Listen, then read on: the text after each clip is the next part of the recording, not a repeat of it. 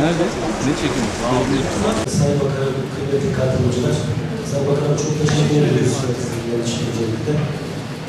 Enerji de bu altyapının çok önemli unsurlarından bir tanesi.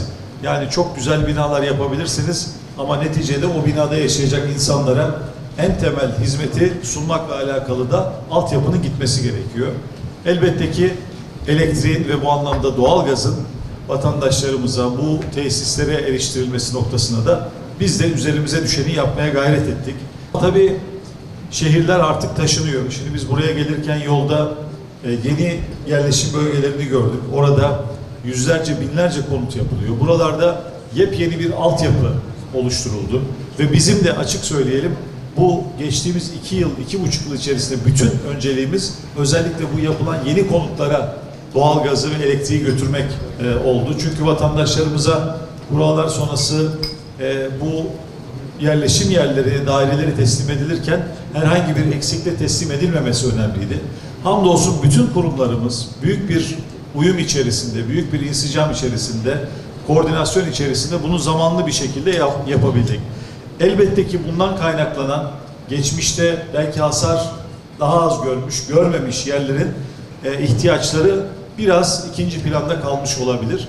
İnşallah bundan sonraki süreçte bugünkü ziyaretimizde bu anlamda bizler için de daha hadiseyi yerinde görmek açısından önemli oldu.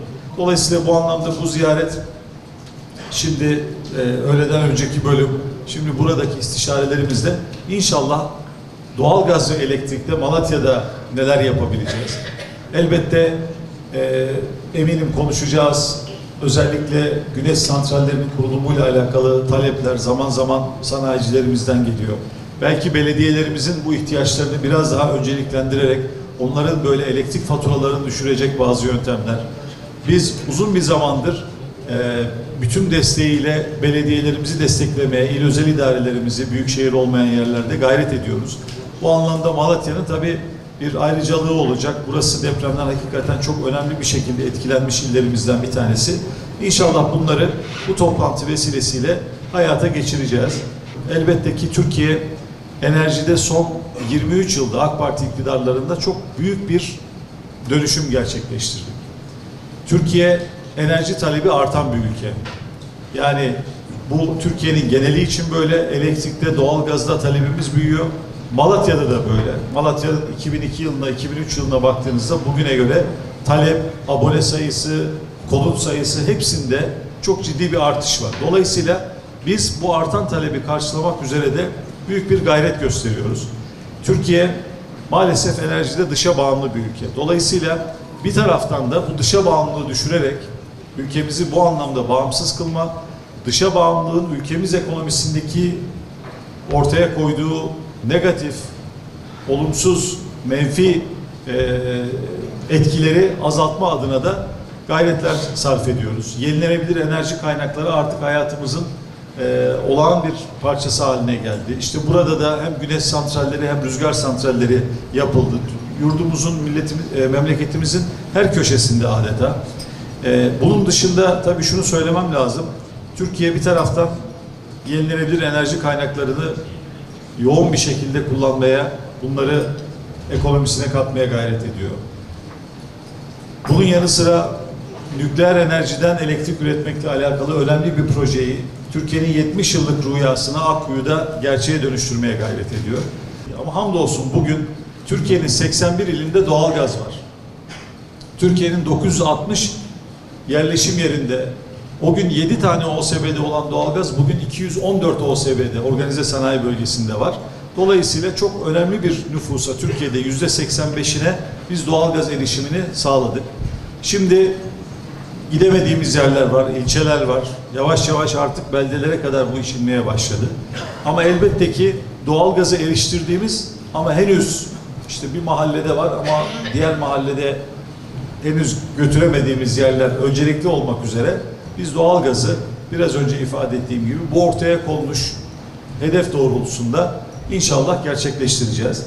Artık Türkiye'de 4 milyon hanede kendi doğalgazımızı kullanıyoruz. Karadeniz'de Sakarya gaz sahasında Türkiye günde 9,5 milyon metreküp gaz üretiyor. İnşallah 2026 yılında, yani önümüzdeki yıl bu vakitler, bu rakamı 2 katına çıkaracağız. Yani neredeyse 8 milyon hane artık doğalgazı kendi gazımız olarak kullanacak. 2028 hedefimiz bunu 4 katına çıkarmak, 16 milyon haneye ulaşmak. Bugün Türkiye'de yaklaşık 21,5-21,8 milyon hanede doğalgaz var. Yani neredeyse %70'i konutlarımızın kendi doğalgazıyla ısınabilecek, yemeğini pişirebilecek. Bu hakikaten dışa bağımlılığın düşmesi açısından fevkalade önemli. Türkiye kendi doğalgazını arıyor.